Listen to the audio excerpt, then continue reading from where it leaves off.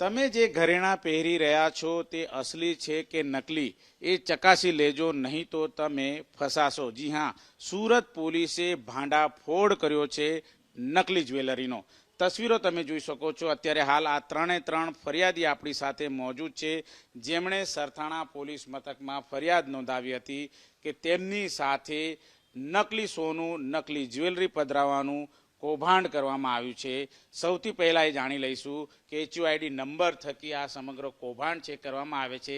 જ્યાં HUID number લગાવવામાં આવે છે, માત્ર એક કડી ઓરિજિનલ હોય છે અને બાકીની આખી ચેન ડુપ્લિકેટ. આવો જાણીએ કઈ રીતે આખું કૌભાંડ કરવામાં આવે છે. ફરિયાદી છે આપણી સાથે. તમારું નામ? ભરત રાદડિયા, ગોપી જ્વેલર્સ.